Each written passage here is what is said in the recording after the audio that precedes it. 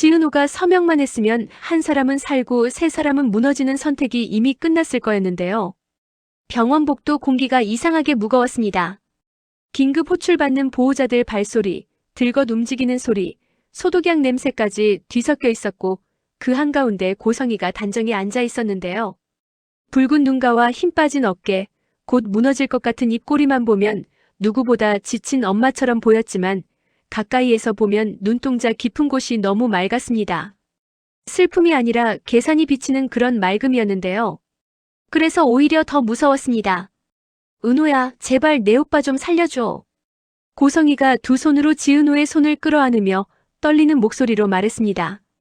눈물방울이 금방이라도 떨어질 듯 매달려 있었고 숨소리는 흐트러져 있었는데요. 그 한 단어 오빠가 지은호의 가슴을 확 죄어왔습니다. 그 순간부터 이 자리는 단순한 부탁 자리가 아니었고 피와 죄책감, 버려진 시간과 뒤늦게 찾아온 인연을 한꺼번에 끌어들이는 덕 같은 곳이 되어버렸습니다. 지은호의 시선이 서리로 떨어졌습니다. 생체간 이식공여자 동의서. 활자 하나하나는 똑똑했는데 머릿속으로 들어오는 순간 전부 흐릿해졌습니다. 펜을 쥔 손가락이 덜덜 떨려서 글씨를 쓰기도 전에 심장이 먼저 뛰고 있었는데요. 무엇보다 이름이 문제였습니다. 한우진. 몇 년 동안 가장 가까이에서 웃고 떠들고 기대던 친구. 고민 생기면 제일 먼저 전화하던 사람. 그 사람이 이제 와서 쌍둥이 오빠라고요. 믿기기 싫은 감동과 믿어서는 안 될 것 같은 두려움이 한꺼번에 올라왔습니다. 우진이의 웃음 함께 마시던 커피, 장난처럼 주고받던 말들. 그 모든 순간이 피로 묶여 있었다는 말은 너무 극적이어서 드라마 대사처럼 느껴질 정도였습니다. 마침내 펜 끝이 동의서 위로 내려가려는 찰나 복도 끝에서 헐떡이는 목소리가 날아왔습니다. 은호 후배. 익숙한 호칭에 지은호는 반사적으로 고개를 들었습니다. 박성재가 거친 숨을 몰아쉬며 뛰어오고 있었고 그 뒤로 이지혁의 단단한 표정이 보였습니다. 둘 다 넥타이도 제대로 정리하지 못한 채였습니다. 그거 지금 사인하면 안 돼요. 박성재의 말투는 평소 회의실에서 보이던 온화함이 하나도 없었습니다. 예의 같은 건 이미 밀어놓고 사람만 보고 뛰어온 얼굴이었는데요. 지은호의 손에서 펜이 또르르 떨어졌습니다. 고성이의 눈빛이 번쩍했습니다. 방금 전까지의 애절함은 어디론가 숨고 서늘한 본색이 살짝 떠올랐습니다. 성재야, 이건 우리 집안 문제야. 회사 사람이 왜 끼어들어?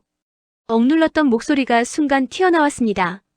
그러나 박성재도 물러서지 않았습니다. 집안일이면 더 떳떳해야죠. 어머니, 진짜 이유 말씀드렸어요? 언제부터 알고 계셨는지도요? 지은호의 시선이 다시 흔들렸습니다. 한 손을 꼭 잡고 있는 고성애, 또 한쪽에서 팔을 붙잡으려는 박성재, 그 뒤에서 차분하게 상황을 지켜보는 이지혁. 셋의 말이 서로 다른 방향으로 그녀를 잡아당기고 있었는데요. 그 어느 쪽도 쉽게 믿을 수 없으면서 이상하게 한쪽만 더 믿고 싶은 마음이 자꾸 고개를 들었습니다. 지금 장난치는 거 아니야. 고성이가 낮게 잘라 말했습니다. 한우진, 오늘 내일이라니까. 얘가 사인만 해주면 당장 수술 들어갈 수 있어. 그럼 더 빨리 진실을 말하셨어야죠. 조용히 나선 사람은 이지혁이었습니다. 과장도 감정 과시도 없이 담담한 목소리였는데요. 오히려 그 담백함 때문에 말의 무게가 더 크게 들렸습니다. 당신 딸이라는 사실, 왜 수술 얘기랑 같이 꺼냈습니까? 왜 친구였던 관계까지 뒤엎는 식으로 말했습니까? 이게 과연 자발적인 동의라고 할 수 있어요? 고성이는 잠시 말을 잇지 못했습니다. 그런 질문을 받을 거라고는 생각하지 못한 얼굴이었는데요. 그러다 곧 표정을 다듬었습니다. 난 그냥 잃어버린 딸과 아들을 동시에 지키고 싶은 엄마예요. 감정이 복잡해서 순서가 꼬였을 뿐이야.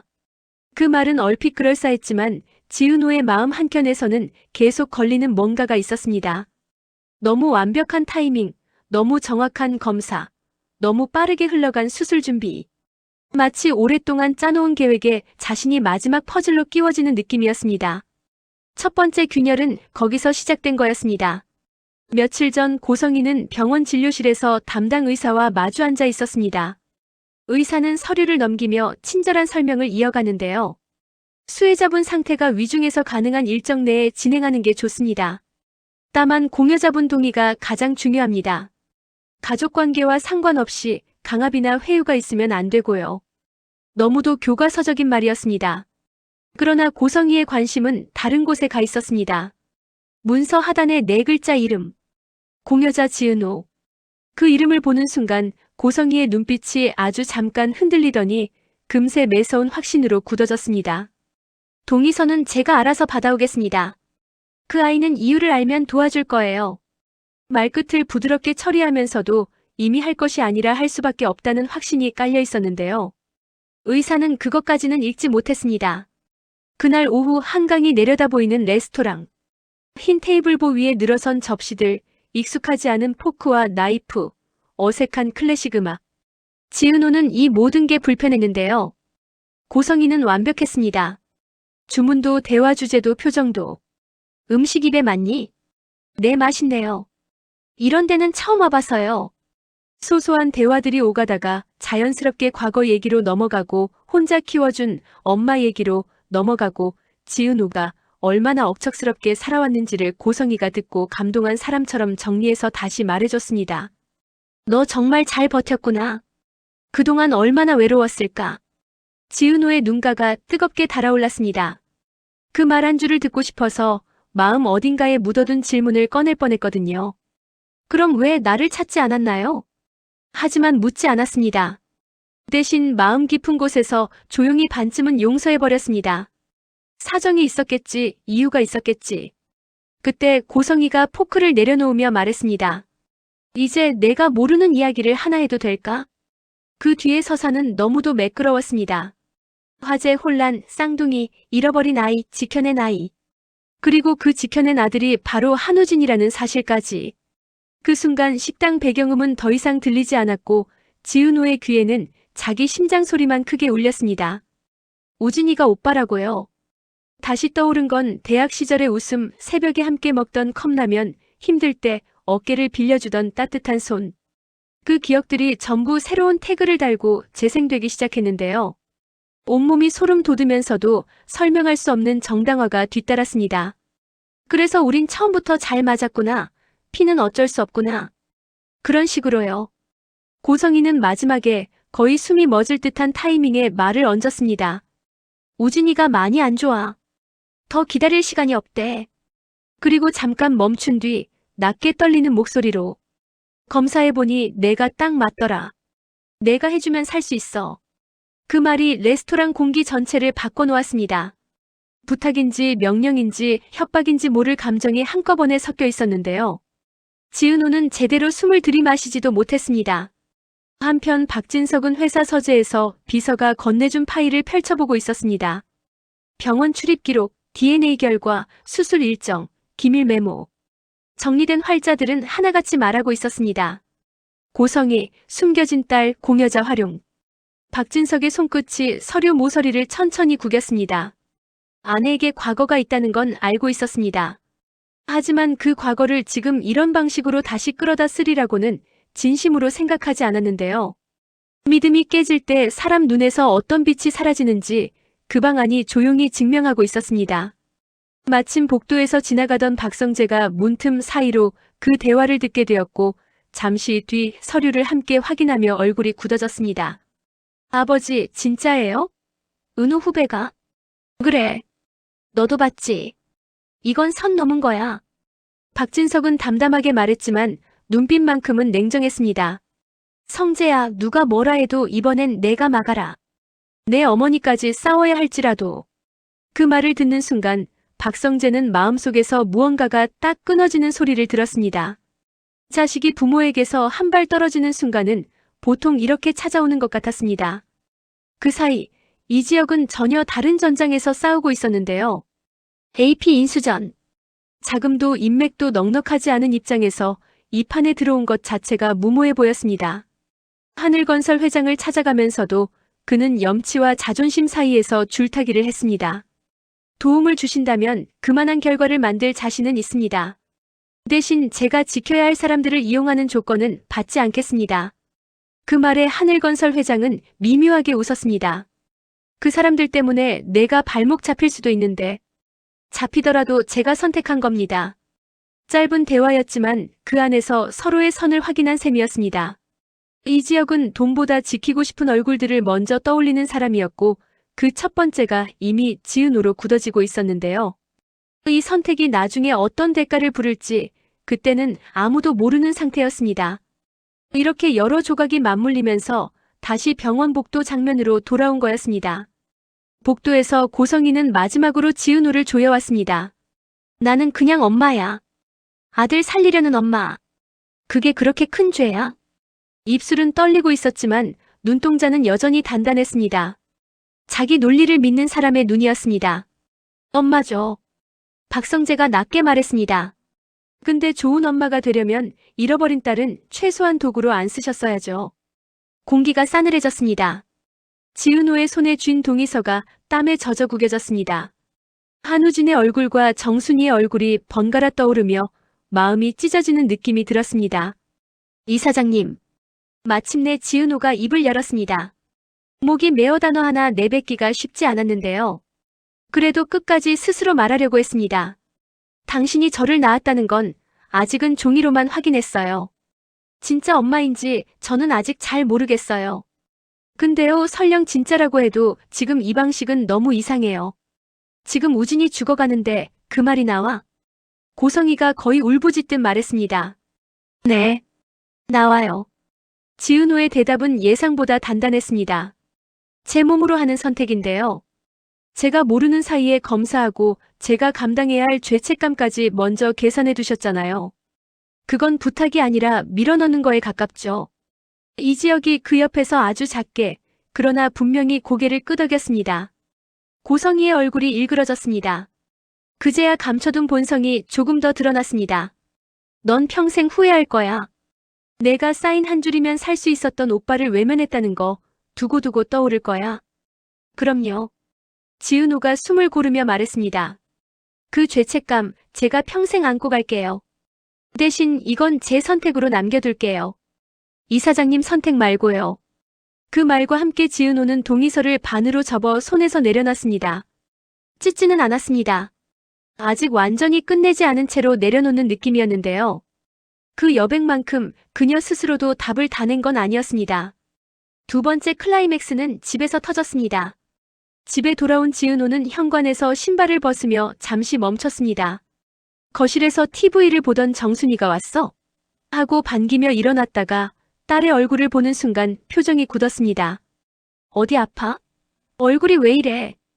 그 말에 지은호는 더는 버티지 못하고 푹 꺼지듯 정순이 품에 안겼습니다. 엄마 나 그 사람한테 간주지 않기로 했어. 말을 뱉고 나서 숨을 고르는데 눈물이 먼저 쏟아졌습니다. 미안함인지 안도인지 모를 감정이 뒤섞여 있었는데요. 정순이는 단 한순간도 망설이지 않고 딸을 더 꽉 안았습니다. 잘했어. 짧은 두 글자였는데 지은호의 다리가 풀릴 정도로 단단한 말이었습니다. 나 너무 이기적인 거 아니야? 오빠라는데 내가 아니면 안 된다는데. 이기적이긴 뭘 이기적이야. 정순이가 한숨을 내쉬며 말했습니다. 사람이 자기 몸 지키는 게 기본이지. 그 사람은 너 어릴 때 못 지켰고 지금 와서 자기 아들 먼저 보잖아. 엄마는 내가 먼저야. 끝까지 그럴 거고. 나 친엄마 찾는다고 엄마 상처 줬던 거 미안해. 그것도 내 잘못 아니야. 궁금할 수 있는 거지. 근데 이제 알았잖아. 아직 완전히 굳어지지는 않은 상태였습니다. 세 번째 클라이맥스는 한우진에게서 시작됐습니다. 한우진은 상태가 나빠져 응급실을 드나들다가 정신을 차린 뒤에야 수술이 미뤄졌다는 이야기를 들었습니다. 고성희는 동생이 겁을 먹어서 그렇다고 짧게 말했는데요. 어딘가 이상했습니다. 우진은 박영나에게 조심스레 물었습니다. 그 아이 엄마가 어떻게 찾았는지 너 알아? 영나는 잠시 망설이다가 핸드폰을 내밀었습니다. 고성희와 지은호가 병원에서 함께 찍힌 사진, DNA 검사 일정 캡처, 비공개로 처리된 의무기록 일부. 오빠 엄마 진짜 선 넘은 것 같아. 한우진은 한참 동안 아무 말도 하지 못했습니다. 입술만 말라갔습니다. 자신이 살아야 한다는 이유로 누군가의 인생이 또 한 번 도려지는 그림이 눈앞에 너무 선명했기 때문입니다. 동생이 알고 했대? 아니, 거의 몰랐어. 엄마가 만든 구도 속에서 밀려가고 있었지. 짧은 대답에 우진의 눈빛이 바뀌었습니다. 오랫동안 엄마만 믿고 버텨온 아들의 눈에 처음으로 깊은 회의가 비쳤습니다. 엄마한테 말할게. 이대로는 못한다고.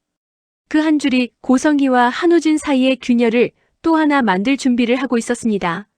아직 정면 충돌은 아니지만 분명히 방향이 달라지기 시작한 순간이었습니다. 네 번째 클라이맥스는 박진석과 고성희의 결별 선언이었지만 여기서 이야기를 단순한 응징으로 끝내버리면 재미가 없었습니다. 박진석은 이혼 서류를 내밀며 말했습니다. 이제 당신 방식이랑은 같이 못 가겠어요. 고성희는 처음엔 잡았습니다. 무릎까지 꿇고 우진이 이야기를 꺼내고 자신도 지쳤다고 호소했습니다. 그러나 박진석은 되돌아가지 않았습니다.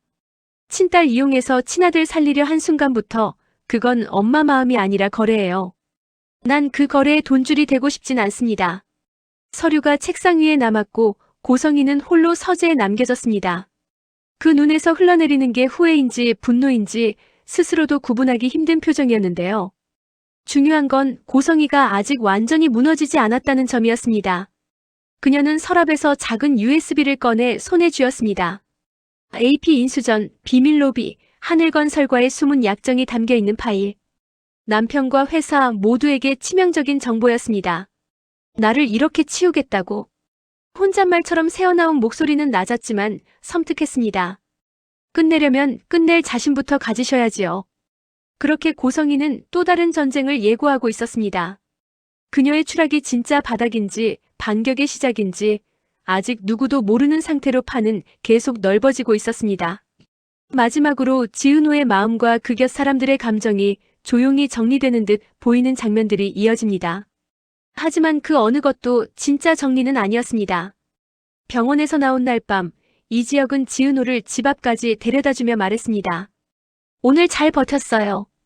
선배 아니었으면 그냥 했을지도 몰라요. 했어도 내 잘못 아닌데요. 근데 안 했으니까 그건 내 선택이죠. 그게 더 어려운 거고. 지은호는 그 말을 들으며 겨우 한숨 돌렸습니다. 누군가 자신의 편에 서서 말해준다는 건 생각보다 큰 힘이었으니까요. 그 모습을 멀리서 본 박성재는 조용히 돌아섰습니다. 질투와 안도, 후회와 다짐이 동시에 밀려왔지만 결국 하나만 남겼습니다. 그래. 지금은 저 아이가 상처 안 받게 하는 게 먼저다. 그의 마음은 여전히 복잡했지만 방향만큼은 분명해지고 있었습니다. 같은 시각 전혀 다른 곳에서도 또 하나의 퍼즐이 움직이고 있었습니다. 박성재는 혼자 회사 옥상에 서 있었는데요. 한 손에는 이수빈이 정리해준 소비자 리포트, 다른 한 손에는 어머니 관련 자료 일부가 들려 있었습니다. 숫자와 진실, 효심과 양심이 한꺼번에 머리를 두드리고 있었지만 결국 그는 단순하게 생각하기로 했습니다. 내가 지켜야 할 건 이미 충분히 상처받은 쪽이다. 그 다짐은 머지않아 회사 전략에도 집안 싸움에도 직접적인 선택으로 드러날 예정이었습니다. 이수빈은 집에서 편집 중인 영상을 보며 입술을 깨물고 있었습니다. 조건부 3번의 데이트로 시작된 인연이었는데요. 지금은 누가 봐도 마음이 깊어지고 있었죠. 화면 속에서 그녀가 말했습니다. 이 제품은요, 제가 믿는 사람이 만들었어요. 그래서 여러분께도 소개하고 싶어요. 단순한 광고 멘트처럼 들리지만 그 속에 성재를 향한 응원이 살짝 숨어 있었고 그 영상은 곧 회사 내외의 시선을 바꾸는 작은 불씨가 될 예정이었습니다. 박영란은 지원과 함께 서울 밤거리를 걸으면서 아주 다른 결심을 세우고 있었습니다. 엄마 몰래 나와 먹는 라면, 버스를 타고 한강을 건너는 사소한 자유들이 자기를 점점 더 낯설게 만들고 있었는데요. 난 엄마처럼 사랑을 흥정하지 않을 거야. 사람을 숫자로 세지 않을 거야. 아직은 속삭임에 불과했지만 언젠가 고성희의 비밀 서랍을 여는 열쇠가 될 문장이었습니다. 하늘건설 회장은 사무실에서 여러 보고서를 넘기며 이 판 전체를 흥미롭게 지켜보고 있었습니다. AP 인수, 고성희의 스캔들, 이지혁의 고집, 박성재의 변심, 박영나의 눈빛, 그리고 어디선가 계속 언급되는 지은호라는 이름. 재밌네. 누가 끝까지 자기 손 덜 더럽히고 남을지 보자고. 이 여유로운 한마디는 이야기의 무대가 단순한 가족 싸움을 넘어 재계와 권력의 지형까지 흔들 준비를 하고 있다는 신호이기도 했습니다. 그 밤 각자의 방에서 다른 불안을 껴안고 누워있는 사람들이 있었습니다. 지은호, 이지혁, 박성재, 박영나, 한우진, 정순이, 그리고 고성희까지. 누구도 편하게 잠들지 못했고 누구도 내일이 단순히 오늘의 연장일 거라고 믿지 못했습니다.